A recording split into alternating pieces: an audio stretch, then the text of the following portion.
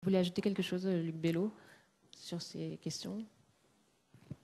Non, je crois qu'on rejoint effectivement l'enjeu de la participation et de la manière dont la population va être saisie de l'ensemble de ces questions. Aujourd'hui, si Nike, qui avant, il y a 10 ans encore, vous vendait des chaussures, est aujourd'hui devenu le premier coach dans le monde parce qu'il y a les applis, la petite puce connectée que vous mettez dans la semelle ou accrochée au lacet, voilà, Nike est aujourd'hui un coach et vend du service. C'est d'ailleurs un enjeu pour notre industrie. On a certainement...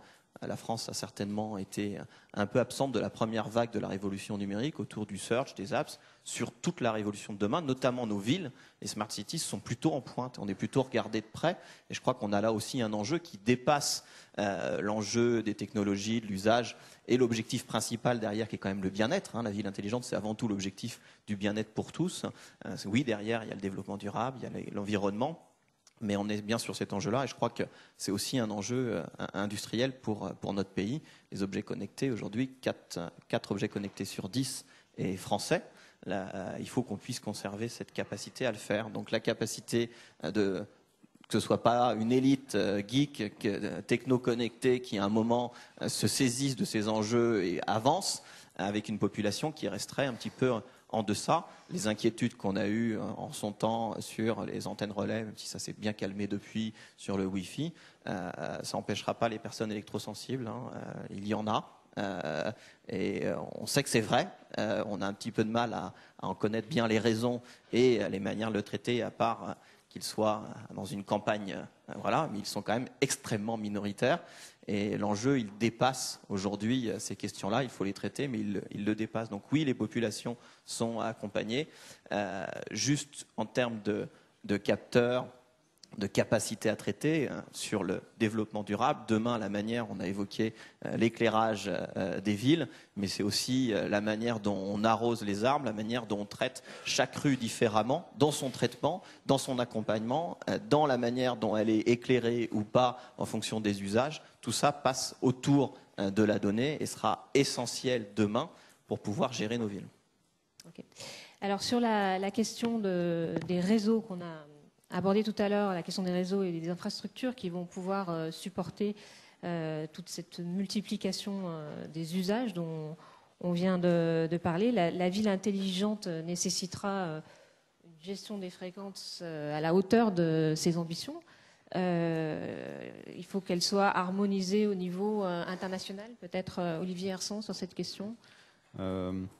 Un point, une évolution qu'on est en train de voir, l'allocation des fréquences pendant longtemps, elle a été faite venant du monde analogique, c'est-à-dire qu'on donnait des grands blocs par usage. Parce que dans le monde analogique, quand vous utilisez une fréquence, vous l'utilisez pendant très longtemps, et donc il faut que ça soit votre fréquence.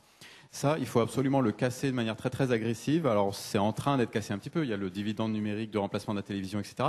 Mais il y a encore des choses comme ça qui traînent un petit peu partout. Vous avez par exemple le système GSM-R, c'est le GSM pour les trains, qui monopolise une très grande bande, qui finalement ne sert à rien, parce que le système peut très bien être servi par le LTE, par les réseaux GSM existants, etc. Donc vous avez tout un silo de fréquences qui est réservé pour un usage, alors que quand on regarde de loin, on se dit ça sert à rien. Mais c'était pas idiot au moment où ça a été fait, mais aujourd'hui c'est idiot. Vous avez l'allocation de la bande 169 MHz. On vous dit le 169 MHz, c'est uniquement pour le metering. Mais qu'est-ce que le metering a de spécial par rapport au pacemaker, rien. Et donc cette bande-là, elle devrait être d'usage général, etc. Donc il y a un dividende numérique très fort à balayer dans les coins. C'est des gros coins quand même, hein. C'est des bandes assez importantes qui peut être faites déjà en France seulement, parce que je pense que autant l'Europe dicte l'ouverture, autant rien n'empêche un pays d'ouvrir encore plus. Donc là, on pourrait gagner un petit peu de temps. Donc vous plaidez pour un Big Bang des fréquences Alors c'est déjà en route. C'est-à-dire que dans le monde numérique, vous pouvez partager une bande, puisque personne ne parle en même temps. C'est le multiplexage statistique, c'est ce qui a fait Internet. Hein. Donc ce multiplexage statistique, c'est ce qui est en train d'arriver dans le monde de la radio. Voilà, pourquoi est-ce qu'il y a un dividende numérique? C'est parce que plusieurs personnes peuvent utiliser efficacement du spectre. Et donc faut essayer de chasser ces silos qui restent très verticaux, très sectoriels et qui ne sont pas justifiés. Et la répartition des fréquences, ça nécessite une décision des autorités publiques. Enfin, oui, mais c'est assez simple. En l'occurrence, le CEPT fait le cadre, on va dire, européen. Et dans ce cadre européen, il y a déjà beaucoup d'ouvertures qui arrivent. Soit le CEPC, évidemment, lui-même, soit la France pourrait décider d'ouvrir un petit peu plus. Par exemple, le silo 169 MHz, qui n'est réservé qu'au metering. Bah, je pense qu'aujourd'hui, rien n'empêche de dire on l'ouvre un petit peu plus. Alors évidemment, si silo il y a à faire, je pense qu'il faudrait faire un silo entre la bande, ce qu'on appelle la bande ISM, les bandes libres, hein, les bandes libres des objets privés versus les bandes libres des réseaux managés. Ça pourrait être intéressant de dire 169, par exemple, on ouvre, mais on n'ouvre pas aux objets privés, c'est-à-dire ce que vous pouvez acheter pour vous, on ouvre aux réseaux opérés. Pourquoi? C'est parce que malgré les exigences sur le marquage CE, on assiste effectivement, il ne faut pas se voiler la face, dans le monde des objets privés, l'immense majorité des objets radio privés qui sont vendus, c'est du CE chinois, comme on dit. C'est-à-dire que c'est du marquage CE, mais il n'y a absolument personne qui a vérifié quoi que ce soit, et ils sont très souvent pas compatibles avec les calibres, etc. Donc vous avez un petit peu la jungle dans l'objet privé, et malheureusement, il n'y a pas moyen de nettoyer cette jungle parce que vous ne pouvez pas contrôler des centaines de millions d'objets, toutes les télécommandes de garage, tous ces trucs-là. Ma foi, personne jamais ne va vérifier ça. Donc il y aurait peut-être une certaine logique à ouvrir au maximum certaines bandes, comme la bande metering, mais tout en la restreignant à un monde géré, c'est-à-dire à des objets qu'on contrôle vraiment et dont la qualité est contrôlée. Toujours dans l'action publique, un peu au-delà de la gestion de la bande, je parlais tout à l'heure de quelques lois assez néfastes, la RT 2012, etc. Mais je pense que nos politiques, alors je parle à un député sur ma gauche, je connais absolument pas le monde de la politique, mais on pourrait faire des lois qui favorisent beaucoup l'écosystème français et même qui favorisent la transition énergétique très rapidement, l'amélioration de l'efficacité énergétique. J'en cite une qui a un lien avec les objets connectés, qui a été prise, donc qui a été très bonne, c'est de forcer l'individualisation des frais de chauffage sur des bases quantitatives. Quand vous baladez à Paris, moi je suis toujours vraiment, extrêmement choqué, vous baladez dans pratiquement n'importe quel immeuble à Paris, il a le chauffage à fond et il régule sa température en ouvrant sa fenêtre. Ça c'est vrai, vous vous baladez, c'est peut-être pas le cas chez vous, mais c'est frappant. Je n'ai pas de statistiques, mais j'ai l'impression qu'il y a au moins un foyer sur deux à Paris qui régule sa température en ouvrant sa fenêtre. Pourquoi? Parce qu'il a l'impression que c'est pas lui qui paye son chauffage. Donc une simple loi comme ça, où vous avez deux effets. L'individualisation des frais de chauffage. Évidemment, quand c'est vous qui payez votre facture, tout d'un coup, vous vous dites, bon, je vais peut-être baisser un peu mon radiateur et fermer ma fenêtre. Et puis deux, pour faire ça, vous avez besoin d'un objet connecté. Et cet objet connecté, les meilleurs au monde pour le faire actuellement, c'est les Européens de manière générale. Les Allemands sont très forts, là, en l'occurrence, sur ce segment-là, mais les Français aussi. Une loi qui est incomplète. La détection de fumée. Donc la loi veut le bien des Français, elle dit c'est obligatoire dorénavant, d'ailleurs dès cette année, de mettre un détecteur de fumée. Bon, c'est bien, mais vous allez faire vendre énormément de détecteurs de fumée chinois. Vous rajoutez un mot à cette phrase. Et ce détecteur de fumée, d'ailleurs, celui qui le déploie, le syndic ou la collectivité publique qui le déploie en HLM, doit être capable de prouver à tout moment son bon fonctionnement. Vous n'êtes pas protectionniste, vous avez juste poussé la barre un petit peu plus loin. Là, vous ne trouvez plus que des acteurs français. Mais ça n'a pas été fait. Mais ça aurait pu être fait. Il y a des consultations, je pense, insuffisantes au moment de la rédaction des lois, du tissu industriel, ce que font très bien nos voisins.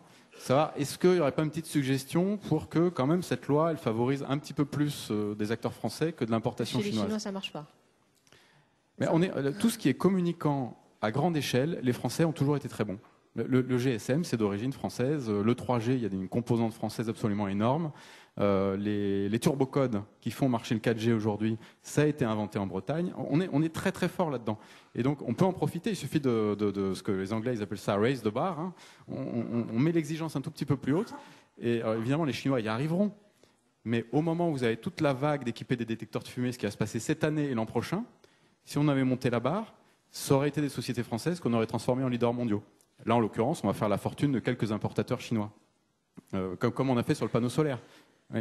Donc c'est des petites choses qui sont faciles à faire, je pense. Alors, sans doute, vu de ma petite chaise, hein, au niveau politique, c'est sans doute plus compliqué. Mais... Et juste, j'ai pris des petites notes au fur et à mesure qu'on parlait, qui sont un peu des idées pour le futur. On parlait de casser les silos dans les services des villes. Alors c'est vrai qu'on le constate beaucoup. Encore une fois, je ne suis pas du tout à la tête d'une ville, mais peut-être nommer un responsable télécom et faire en sorte que quand on propose de la poubelle connectée, celui à qui on propose de la poubelle connectée ne dise pas tout de suite « je veux absolument pas partager mon réseau avec celui qui fait de la lumière connectée parce que conflit, etc. » On a vraiment du mal à casser les silos dans les villes. Et un point sur la bande ISM, et je terminerai ici parce que je ne veux pas monopoliser la parole.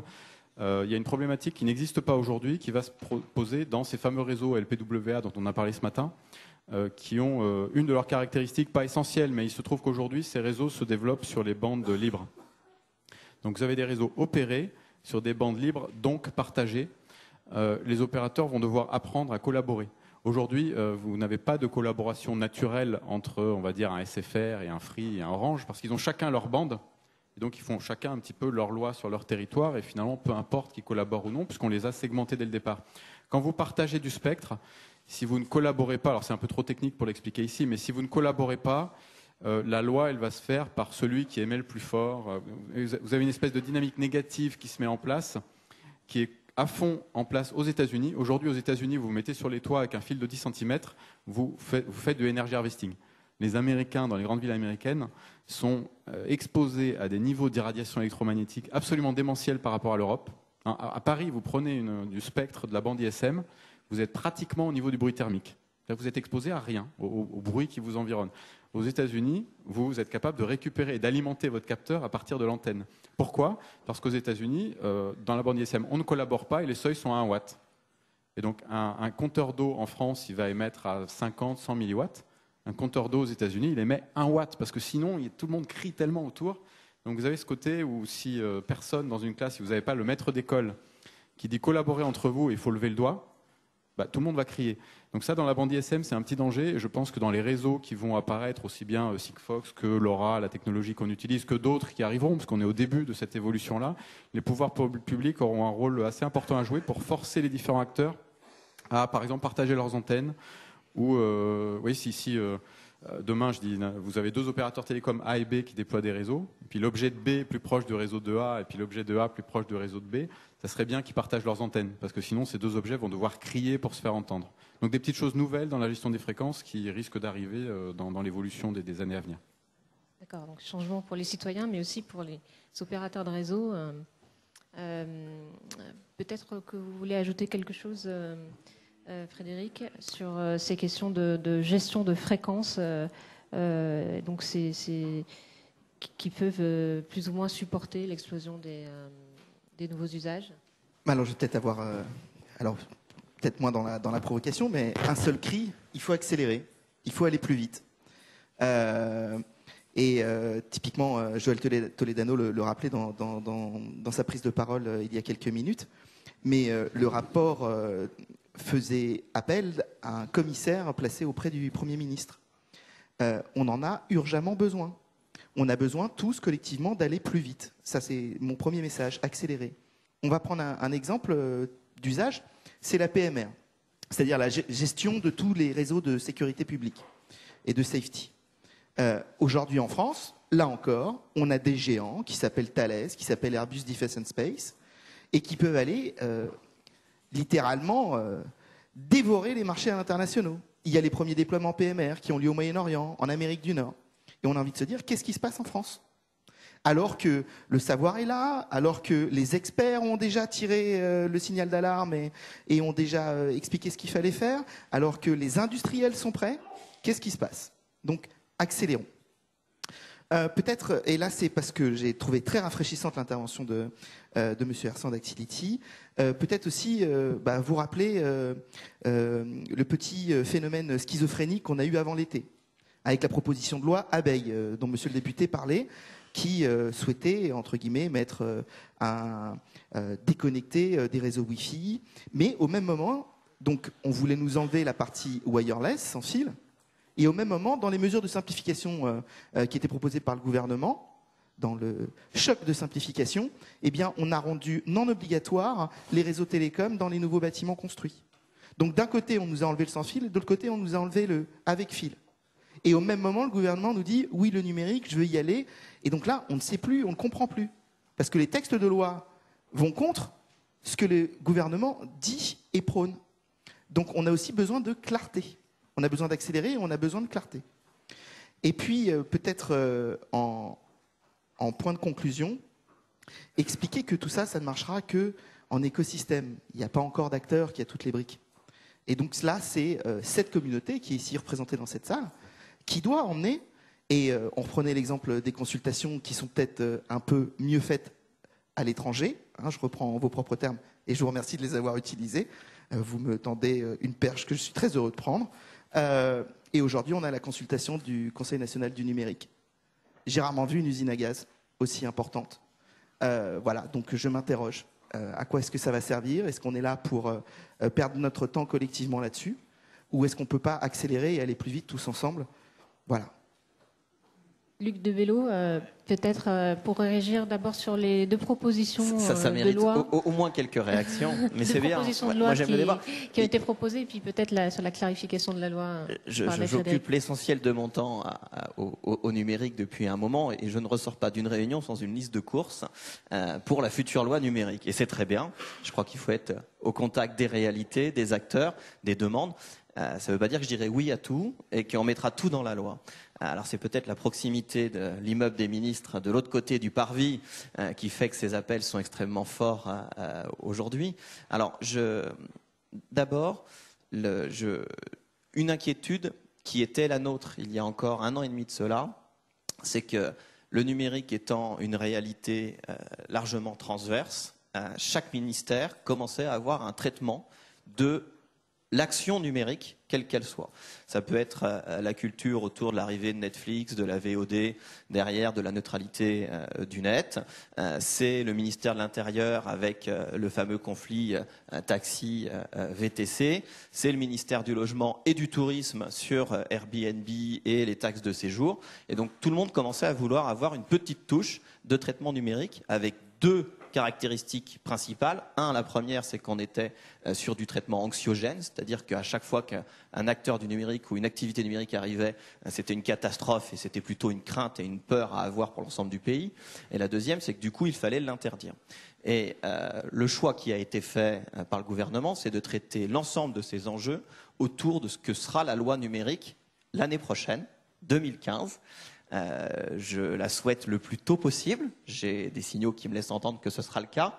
Et donc, on peut espérer que d'ici quelques mois, donc on ne perd pas notre temps, en tout cas j'en suis convaincu, mais c'est l'avantage de la politique, c'est que dans 6 mois, on saura ce qui a été fait ou pas. Donc on pourra se retrouver ici l'année prochaine pour une nouvelle table ronde et on verra ce qui a été fait ou non. Mais je peux vous garantir qu'aujourd'hui, ces enjeux, et moi je vous appelle plutôt justement parce que vous avez cette volonté, vous avez ces demandes, vous avez même, j'allais dire, ces exigences, que ce soit sur les questions de spectre et de fréquence que vous avez écoutées tout à l'heure, ou sur la capacité à innover, à accompagner nos technos. Eh bien, allez-y, la contribution du Conseil national du numérique, elle est ouverte en ce moment. Elle n'est pas très longue, on ne perd pas notre temps, elle a été ouverte par le Premier ministre le 4 octobre, elle se termine début 2015. Donc on est quand même... Alors, je sais que le temps du politique n'est jamais le temps du citoyen, et surtout pas le temps de l'industrie et des acteurs économiques.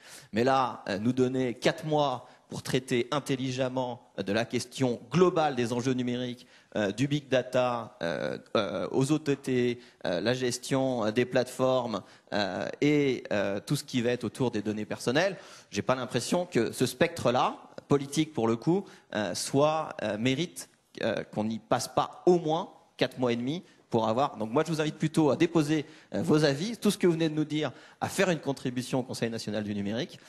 Ces contributions sont toutes publiques et elles seront toutes traitées. Et à la fin, pour chacune, vous saurez si elle a été retenue ou pas dans l'avis du Conseil national du numérique. Et puis, si jamais ça ne devait pas être retenu dans le Conseil national du numérique, je pense que vous aurez une petite bouée de secours. Vous viendrez voir quelques parlementaires techno-geeks qui vont s'occuper de la future loi et qui seront certainement une oreille attentive, pas forcément pour donner un avis favorable à tout. Mais moi, je vous invite vraiment, c'est en ce moment, vous êtes tous acteurs autour de ces questions-là, participez, contribuez, c'est le hashtag contribuer qui circule actuellement. Allez-y. Moi, j'entends votre dernière intervention comme un appel à ce qu'on aille encore plus vite et plus loin, dont acte, mais participez-y, je crois que c'est là qu'on y gagnera tous. Est-ce qu'elle sera ambitieuse, cette loi numérique? Ou est-ce que, comme il arrive parfois, la montagne peut accoucher d'une souris? On voit qu'il y a quand même des mesures très simples à écouter Olivier. Est-ce que les mesures dont il parle, par exemple, c'est dans les discussions aujourd'hui? Alors, d'abord, je partage une partie des analyses qu'il faisait tout à l'heure sur la loi électricité. Voilà. On avait un colloque mardi après-midi des syndicats électricité et électrotechnique. Paul Raguin, qui est un industriel de mon territoire, qui est à la tête de la Cité des objets connectés, y intervenait. Donc, c'est des réalités que j'ai particulièrement en tête. Alors, les forces de limitations de l'ambition de la loi, elles existent et elles sont partout. C'est des lobbies, et à chaque fois que les uns ou les autres ici dans cette salle vont vouloir pousser dans un domaine, ils vont plutôt nous dire, par contre sur celui-là, allez pas trop vite, on n'est pas au point, c'est les Chinois qui vont prendre notre place, etc. Il y a toujours une bonne raison de vouloir limiter, de pousser d'un côté et de limiter de l'autre. Je ne vous cache pas, il faut être aussi extrêmement clair là-dessus, qu'entre parfois l'hôtel des ministres qui est derrière et les 4 bâtiments qui le précèdent lorsqu'on arrive ici, il y a une certaine parfois pesanteur, y compris de Bercy, qui parfois est aussi un élément de frein. Je peux vous garantir que sur la préparation de la loi numérique, on est plutôt sur une logique dynamique. Et je n'ai pas toujours connu ça sur tous les textes qu'on a eu à traiter. Je peux vous garantir qu'aujourd'hui, les forces sont plutôt rassemblées. Et puis, alors je crois qu'Axelle Lemaire est finalement à Bruxelles et qu'elle ne vient pas cet après-midi. Vous me confirmez, oui, hein, oui. Parce qu'elle aurait pu, je ne veux pas me faire son porte-parole, mais puisque je travaille ces questions-là avec elle de manière régulière, je peux vous garantir que l'ambition, elle est là. Et que le meilleur moyen que cette loi n'accouche pas d'une souris, comme que la montagne n'accouche pas d'une souris, comme vous l'avez évoqué tout à l'heure, c'est que vous participiez, que vous contribuez, que dans ces moments d'échange, on puisse alerter le législateur, et vous avez raison de le faire. Faites-le autour du CNUM, c'est aujourd'hui le cœur, le poumon qu'on a décidé, de la respiration de ce monde numérique et de l'ambition que l'on porte. Je peux vous garantir que, en tout cas, autant Axelle Lemaire qu'Emmanuel Macron et moi-même et quelques autres parlementaires, je sais que Corinne Herel, je crois qu'elle n'est plus là, mais elle était à la première partie sur les objets connectés ce matin. On est un certain nombre à faire en sorte que cette loi, je pense que même sur certains aspects, elle va disrupter un petit peu. Elle disrupte déjà aujourd'hui, elle hack un peu les fonctionnements classiques des ministères, à la fois de la part du côté politique que du côté administration. Je peux vous garantir qu'on a plutôt l'intention que ça continue dans ce sens-là. D'accord. On voit bien le rôle crucial que va être amené à jouer les pouvoirs publics dans le cadre du développement de la ville intelligente. Je vais le temps de prendre quelques questions dans la salle, s'il y en a. Allez, Oui, nous vous monsieur. écoutons, monsieur. C'est parti. Olivier Rondeau, consultant Davidson Consulting. J'ai des questions pour monsieur Hersan. Y a-t-il des acteurs majeurs qui portent la technologie que vous indiquez, la technologie LoRa? Ces noms-là sont-ils communicables? Une autre question sur la capacité de couverture de cette technologie en comparaison de ce que nous a dit Ludovic Lemohan sur Sigfox. En outdoor, indoor léger, indoor complet. Okay, je suis arrivé en retard, j'étais pas là quand Ludovic a parlé malheureusement, donc je ne sais pas si les chiffres seront les mêmes. En fait, on fait la même chose. Alors, si je prends le point de vue technologique, hein, c'est je vais essayer de simplifier les choses. En radio, la portée, elle est proportionnelle à l'énergie que vous mettez dans un bit d'information. Ça, c'est une loi physique de base. Et donc, il faut mettre beaucoup d'énergie dans chaque bit d'information. Ce que fait Ludovic, c'est qu'il met toute cette énergie dans une bande de fréquence très très très étroite, ce que ça s'appelle l'ultra narrowband. Et ce que fait Cycléo, maintenant la technologie qui s'appelle LoRa, c'est de mettre cette énergie sur un canal plus large. C'est ce qui est fait dans le spatial et dans le militaire, ça s'appelle le spectre élargi. Alors les militaires le font pour que les communications soient invisibles, puisqu'elles sont en dessous du bruit thermique. Alors vous parliez d'exposition, là c'est des communications qui sont carrément en dessous du bruit thermique. Elles sont 100 fois en dessous du bruit thermique, donc elles sont indétectables.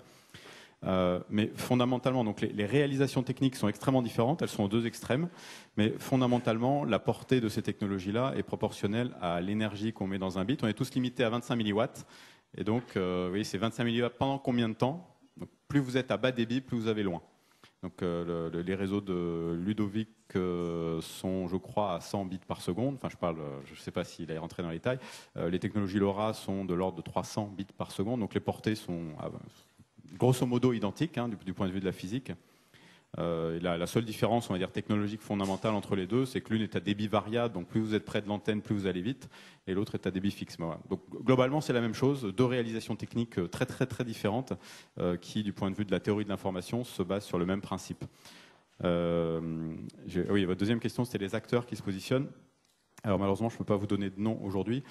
Mais je peux vous donner un nombre. Aujourd'hui, dans les opérateurs télécoms, vous en avez 2 sur 3 qui préparent des lancements de ce type de réseau. Et puis vous avez un acteur absolument majeur qui n'est pas du monde des télécoms, qui a d'ores et déjà décidé de déployer un réseau. Pour ce qui concerne la France, À l'heure actuelle, des acteurs qui lancent des réseaux LoRa, vous en avez un à Singapour, vous avez les pays qui nous environnent, la Suisse, la Hollande. Donc c'est un mode de déploiement qui vient principalement des telcos à l'heure actuelle, mais pas seulement. Comme je disais, quiconque possède beaucoup de toits peut en fait déployer ces réseaux-là, ou beaucoup de mâts. Alors, je ne peux pas vous donner les noms, mais réfléchissez à des gens qui ont des dizaines de milliers de bâtiments en France, ou des gens qui ont des dizaines de milliers de pylônes en France. C'est des gens qui peuvent tout naturellement déployer ces réseaux, voire collaborer entre eux. C'est effectivement ce qui se passe, ce qu'on voit actuellement. Allez, autre question dans la salle, s'il vous plaît. Nous avons un peu de temps, donc profitons-en avant d'aller déjeuner tous ensemble. Hello, is it possible to ask a question in English? Yeah, it's possible, yeah, if you want. Very good. Tout le monde met son casque. Hello, hi. It's a question for Luke Bello on the subject of radical thinking and the 700 megahertz auction next year. I was wondering if you could give an indication on whether or not it's likely to be an auction or a beauty contest, or how it's likely to be done. Can you repeat, please? Sure. It's on the subject of of radical thinking and future spectrum assignments, particularly the 700 megahertz assignment that's going to happen next year. I was wondering if there's still a commitment to do it through an auction, or if it's going to be through a beauty contest, or how it could be according to current thinking by the government. Alors, on parle des engagements du spectre. Est-ce que c'est quelque chose qui vous parle? Parce que non, c'est pas ça, j'ai pas compris. Parce que je l'ai pris en cours. C'est sur la bande des 700? C'est la bande des 700, voilà. Bon, alors je suis désolé, je vais être extrêmement décevant parce que je suis pas habilité à vous répondre pour l'instant. On est vraiment dans une ambition qui est forte et qui est partagée. Il y a des outils, il y a des vecteurs, mais il y a aussi des réalités et des contraintes. On peut souhaiter tous les développements possibles et imaginables sur bien des sujets, mais on a des réalités économiques qui vont derrière. On a aussi des enjeux autour de la concurrence dans ce domaine. Très récemment, SFR Numéricable a été un vrai point de discussion avec les autorités de concurrence sur la bande des 700. On aura certainement à la fois des enjeux d'ouverture et de discussion avec l'ensemble des partenaires, mais des enjeux économiques qui sont assez conséquents et sur lesquels je pense que vous ne tarderez pas à avoir des éléments de réponse. Très bien. Une autre question, s'il vous plaît. Levez la main si vous avez envie de le faire. Alors en attendant que vous posiez une question, moi, c'est vrai, je vais rester dans le mode pratico-pratique, mon quotidien, mon usage. Vous avez parlé notamment qu'un homme, un individu, un homme ou une femme d'ailleurs, passe 2 ans de sa vie à chercher une place, ce qui est énorme. Est-ce que c'est un chiffre que vous avez annoncé pour une sorte d'effet de manche, comme ça, ou est-ce que ça repose sur une étude précise? Et autre question, est-ce que vous avez d'autres chiffres comme ça à nous communiquer? Parce que j'ai un déjeuner dimanche et ça serait sympa de pouvoir en placer quelques-unes. Je ne sais pas si je dois vraiment répondre. Mais si, j'insiste. Bon, alors, je n'ai pas le nom du cabinet en tête, mais sur la partie combien de temps est-ce qu'on passe dans sa voiture, pour répondre à cette question, certains disent 2 ans, certains vont jusqu'à 5 ans. Donc voilà, j'ai pris la partie la plus basse pour rester dans une zone de sécurité. Plus sérieusement, est-ce qu'il y a d'autres chiffres qui peuvent nous éclairer? Vous savez, une image vaut 1000 mots. Donc, est-ce qu'il y a un argument qui peut nous permettre aussi de bien comprendre quels sont tous ces enjeux au travers des études que vous avez pu mener ou observer? Alors, Cisco pousse maintenant depuis à peu près 4 ans un concept qui s'appelle non pas l'Internet of Things, l'Internet des objets, mais l'Internet of Everything. Et c'est composé de 4 items. Le premier, bien sûr, c'est des objets connectés. Et c'est de ça dont on parle ce matin. Mais on pense que ça ne suffira pas pour créer de la valeur. On pense qu'à côté de ces objets connectés, il va y avoir les données qui seront produites par ces objets, ce qui va nous emmener vers l'analytique et vers le big data. En troisième position, des nouveaux process, puisque c'est une nouvelle manière de travailler. Et on en parlait, ça va aller donc casser dans les silos dans le secteur privé comme dans le secteur public. Mais ça va être aussi des modes de travail en équipe, plus collaboratifs. Donc des nouvelles, un gros travail à faire en termes de conduite du changement. Et puis le dernier point qui est le premier, c'est de nouvelles compétences. C'est-à-dire de nouvelles femmes et de nouveaux hommes. Alors, on entend toujours parler de data scientists, et on sait qu'aujourd'hui, ils sont très recherchés sur le marché et qu'ils sont extrêmement bien payés. Pour information, aujourd'hui, un tiers de chaque promo de l'INSEE, à l'ENSAE, pardon, excusez-moi, l'école d'application qui est au sein de l'INSEE, choisit l'option data scientist et ils trouvent un boulot avant même d'avoir fini leur formation. Et c'est crème de la crème, hein, on parle là INSEE, ENSAE. Et là, il y a un énorme... Alors, c'était abordé au départ, parce qu'il va falloir une appropriation par les citoyens et par les usagers. Mais nous tous, il va falloir aussi qu'on se remette en question. Il y a une étude de l'Institut Bruegel qui dit que dans 15 ans, dans l'Union européenne des 28, 54% des emplois auront soit disparu ou soit été dramatiquement modifiés par l'apparition des nouvelles technologies. Moi, mes parents ont eu un boulot toute leur vie. Statistiquement, moi, j'aurai à peu près 17 jobs différents au cours de ma carrière. Mes enfants, a priori, et là ça va nous emmener vers Jérémy Rifkin et un certain nombre de penseurs aujourd'hui, n'auront peut-être pas de contrat de travail, on va dire, au sens classique qu'on connaît aujourd'hui, moderne. CDI. Exactement. Peut-être qu'ils seront, entre guillemets, avec de multiples contrats de travail, parce qu'ils travailleront en mode projet, sur quelque chose qui durera 3 mois, sur quelque chose qui durera 2 ans, et en parallèle. À côté de ça, si on écoute Rifkin, il y aura peut-être l'économie du partage et de la collaboration, et donc peut-être que je ferai un petit peu le VTC le soir, ou que j'irai porter des courses, comme c'est ce qui se passe aujourd'hui à San Francisco, avec le combat Google-Amazon, et ainsi de suite, et ainsi de suite, et ainsi de suite. Et donc, le revenu de nos enfants, de quoi sera-t-il fait? Puisque c'est ça dont on parle. Il sera peut-être fait d'une partie d'économie collaborative et puis en mode projet sur différents projets. Est-ce qu'on est prêt? Est-ce que le législateur commence à imaginer ce nouveau monde qui, là, on n'est plus dans de la disruption, hein, là, c'est autre chose. Voilà, ça, c'est une des questions en suspens et auxquelles des grands penseurs, et en particulier Jérémy Rifkin, s'intéressent aujourd'hui. Et je vois une question de Catherine Gabet. Et bien voilà, c'est parfait. Merci. Nous vous écoutons. Alors, c'est peut-être pour vous demander des exemples, des chiffres, c'est pas forcément un chiffre. Donc, Catherine Gabet, Free Mobile. Très bien. C'était juste une petite anecdote sur ce que vous vouliez, des exemples et des durées et autres pour montrer l'importance de la connexion des objets.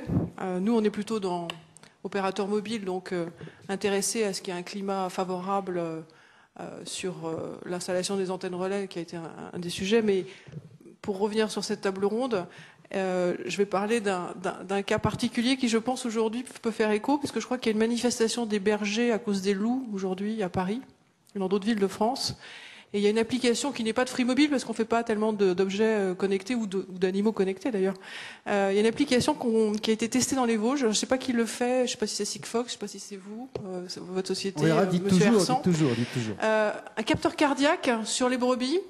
Et une carte SIM, et quand le loup arrive, la brebis, son cœur bat plus vite, forcément, elle envoie un SMS au berger. Voilà. Et éventuellement, elle envoie un répulsif au loup en même temps. Fantastique. Je vais occuper tout mon dimanche avec ça. Bien, allez, il est temps de laisser un mot de la fin à l'ensemble de nos différents invités. Pour être gentleman, on va démarrer par vous. Terminer avec un petit mot. Dites-nous ce que vous avez pensé de cette table ronde, ou si vous voulez conclure avec autre chose. Merci. Ce que j'en retiens, et d'ailleurs c'est une évidence aussi dans notre travail tous les jours, et grâce à cette connectivité, grâce à ces nouvelles technologies, on est en mesure justement de travailler avec des secteurs avec lesquels on avait jusqu'à présent donc pas vraiment d'activité en commun. Que ce soit pour les véhicules électriques avec le secteur d'énergie, les énergéticiens, c'est un monde complètement à part avec un marché libéralisé qui fonctionne différemment. Donc il fallait apprendre beaucoup de leur mode de fonctionnement et comment on peut s'intégrer là pour optimiser justement donc l'utilisation de l'énergie. La connectivité en lien avec l'infrastructure, avec les gestionnaires d'infrastructures routières, c'est quelque chose de nouveau aussi, donc on apprend en marchant ensemble, et je pense qu'il y a beaucoup de choses à attendre en fait de ce partenariat-là aussi. Le secteur de santé, pareil, donc là on a parlé des brebis, mais c'est quelque chose qu'on peut mettre dans les véhicules pour surveiller justement donc l'attention, en fait, l'activité des yeux du conducteur pour détecter aussi donc, les premiers signes de fatigue et de mettre aussi un signal ou d'émettre, je sais pas, des odeurs ou de changer la lumière pour qu'il soit réveillé à nouveau ou qu'il prenne conscience qu'il est plutôt en stade donc, de fatigue et qu'il s'arrête et qu'il fasse une pause de 10 minutes. Donc tout ça, c'est faisable grâce à la connectivité et je pense que c'est quelque chose d'extraordinaire qu'il faut exploiter encore plus. Très bien, peut-être inventer aussi le siège, enfin remettre à l'ordre du jour le siège électrique utilisé par les magiciens lorsque les gens prennent leur téléphone portable à la main alors qu'ils sont normalement censés le faire en connexion Bluetooth. Ça peut être une bonne idée, je vous la donne comme ça. Alors, Olivier Hersan, un dernier mot s'il vous plaît, vos perspectives, vous pensez à quoi pour l'avenir? Qu'est-ce qui vous... Juste 2 extrêmes pour amuser la salle, parce que vous avez lancé le sujet. Nous, l'application la plus amusante qu'on ait pour l'instant, c'est des détections de contraction pour les vaches, pour que le paysan soit là à temps lors de la mise bas. Voilà, c'est réel et c'est un très gros marché. On a besoin de nos vaches, oui. Voilà. Et sinon, juste simplement pour résumer l'intervention que je fais tout à l'heure, je pense qu'il faut vraiment prendre conscience de la très grande connexité entre le sujet de la transition énergétique et le sujet de ces réseaux radio pervasifs. C'est vraiment un sujet, enfin moi en tant qu'ingénieur, c'est un sujet qui me passionne puisque la France a vraiment à portée de main là du fait qu'on ait nos fameux 8 millions de foyers avec le chauffage électrique, ce qui a été soi-disant un inconvénient mais aujourd'hui est un asset fantastique. La France peut dans les 5 ans à venir faire vraiment quelque chose qui est formidable. C'est un pays qui est, de par l'utilisation de ses propres consommateurs, une batterie d'une taille supérieure à l'ensemble de ses besoins de flexibilité. C'est-à-dire que la batterie la France peut être la batterie de l'Europe pour la transition énergétique, ce qui est une position industrielle aussi forte et d'aussi long terme que l'a été le nucléaire. Ça peut être tout à fait un relais du nucléaire, avec la théorie, enfin la société de l'information qui est au cœur de ça. On peut le faire, c'est vraiment devant nos portes. Et moi personnellement, c'est ce qui me porte dans cette aventure de l'entreprise. Le message en tout cas est passé. La parole à Frédéric. Vous voulez rajouter un petit mot? Alors, tout petit mot pour dire que là aussi, l'excellence de la France chez Cisco, groupe international, elle a été plus qu'identifiée, puisqu'on a signé une chaire avec l'école polytechnique il y a maintenant un peu plus de 2 mois autour de cette notion d'Internet of Everything. Et cette chaire a 3 axes de l'éducation avec des cours, des chercheurs, une partie recherche pour des publications avec pour avoir des post-docs et un certain nombre de PhD, et puis enfin cette notion de Living Lab, puisque tout ça, il va falloir le tester. Voilà, on est très heureux d'avoir fait ce partenariat avec l'école polytechnique et on espère qu'il y aura beaucoup de belles recherches qui vont en sortir dans les 5 ans qui viennent. Très bien. Et enfin, le mot de la fin à Luc Bello. Bon, écoutez, ce sera très rapide. L'intelligence n'a pas de limite. J'étais hier soir avec Ludovic de Sigfox à l'ESCA sur une conférence sur les objets connectés. Aujourd'hui, il travaille à un capteur de termites qui n'a aucune alimentation et aucune énergie. Et si des termites arrivent dans la poutre de votre maison, la vibration des termites suffira à alimenter le détecteur qui, à ce moment-là, pourra déclencher l'alerte. Voilà une preuve que l'intelligence n'a pas de limite. Je crois qu'on a aujourd'hui des dispositifs à pouvoir cadrer. La France est leader sur bon nombre de ces domaines. On l'a évoqué tout à l'heure. Les attentes sont certainement au niveau des exigences légitimes de ces leaders, avec aujourd'hui 34 plans de la nouvelle France industrielle. Un spécifique objet connecté, mais on a aussi sur la santé, sur le drone civil. Il y en a 34. Vous pouvez, si vous ne les connaissez peut-être pas encore, aller les consulter. L'idée, c'est pas d'avoir une puissance publique qui agit, c'est de mettre les industriels autour de la table, leur dire il vous faut quoi aujourd'hui pour qu'on reste leader dans ce domaine ou qu'on prenne encore des parts de marché. C'est le cas des objets connectés. La Cité des objets connectés qui s'installe début 2015 à Angers était un projet industriel porté par des industriels, financé par des industriels, qu'on accompagne financièrement, mais c'est bien un projet 100% industriel. On a là une capacité de développement. Pour se donner les outils, il y a déjà tout cela. Il y a surtout, et je le disais tout à l'heure, la future loi numérique. Contribuer, le CNUM, je peux vous garantir que ce que vous direz sera écouté. Et je pense, vu ce qu'on a entendu ce matin, une bonne partie sera entendue. Très bien, merci beaucoup Luc Bello. On va remercier chaleureusement Fabienne Schmitt des Échos d'avoir animé cette table ronde aussi.